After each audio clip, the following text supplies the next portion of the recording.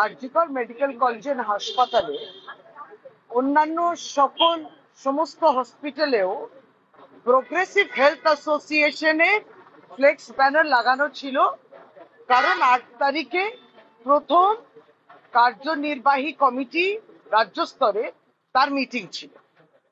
গত বোধহয় আরজিকরে কিছু ডেমনস্ট্রেশন ইত্যাদি আরজিকরের ভিতরে ছিল, কিন্তু এর বিরুদ্ধে লড়ছে এবং লড়বে। এখানে আমরা বলছি যে পেশেন্টের যে হেলথ কেয়ার সার্ভিস, সেটার উপরে যাতে কোনো রকম প্রভাব না পড়ে। আন্দোলন সকলেই করতে পারে, আমরাও প্রতিবাদ করছি, কিন্তু তাতে patient health care service disturb হওয়া উচিত নয়।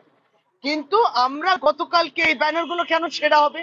আমরা আবারও রিকোয়েস্ট করছি, কারণ আমরা খুব গণতান্ত্রিক প্রক্রিয়া মেনে সুন্দরভাবে অ্যাপয়েন্টমেন্ট নিয়ে আমরা প্রিন্সিপালের সঙ্গে দেখা করছি। আমরা কিন্তু আমাদের কনসার্নস এবং আমাদের যে গ্রিভান্স, আমাদের যে অভিযোগ, সেটা জানাচ্ছি। কিন্তু যারা এই ব্যানার ছিঁড়ে, ফ্লেক্স ছিঁড়ে এবং সেটাকে লোপাট করে দিয়ে মনে করছে আবার ওই ক্যাম্পাসটাকে উত্তপ্ত করবেন, এটা আপনারা করবেন না। এটা থেকে বিরত থাকতে হবে।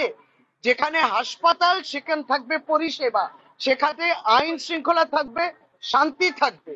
সুতরাং সেটা যাতে বিঘ্নত না হয়, এই সমস্ত কথা বলার জন্য আমাদের প্রতিনিধি দলও যাবে।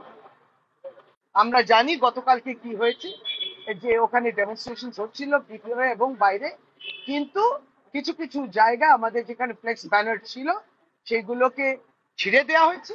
এই সমস্ত ঘটনা যদি হয়, তাহলে কোথাও না কোথাও আবার হাসপাতালের পরিস্থিতি উত্তপ্ত করার জন্য যে প্রয়াস যারা করছে তাদেরকে চিহ্নিত করতে হবে। They should be peace and tranquillity in the hospital. তাই জন্য আর্জেন্ট ইনকোয়ারি আমরা বলছি প্রিন্সিপালকে করতে। সিসিটিভি ফুটেজটা আমরা চাইছি, যে কারা এটা করছে এদেরকে চিহ্নিত করতে হবে। আপনাদের মাধ্যমে আমরা যারা অনেক ডাক্তাররা তাদের কনসার্ন প্রকাশ করেছেন, ইতিমধ্যে সকলে জানতে তো বিষয় থাকতে পারে না, উপলব্ধি থাকতে পারে। তো কারা এই উপলব্ধি, কারা মনে করছেন গণতন্ত্র চাইছেন, গণতন্ত্র চাইছেন, কিন্তু যদি গণতান্ত্রিক ভাবে অন্যান্যদের অধিকার ছিনে নেওয়া, তাহলে কারা করছেন? এর পিছনে কে রাজনীতিটা করছেন? আবার সবচেয়ে ভয়ানক হচ্ছে যে আইন শৃঙ্খলা থাকতে হবে, হাসপাতালে তো পরিষেবা দেওয়ার জায়গা। হাসপাতালে বন্ধ থাকবে না, হাসপাতালে স্ট্রাইকও থাকবে না, ডিউটি করতে হবে।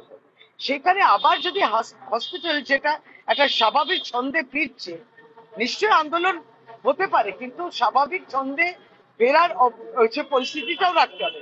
কিন্তু সেইখানে যদি আমরা দেখি যে উত্তপ্ত করা হচ্ছে, আমরা কিন্তু এই প্ররোচনায় পা দিচ্ছি না। আমরা কিন্তু খুব শান্তিপূর্ণভাবে ডেলিগেশনে গিয়ে এই কথা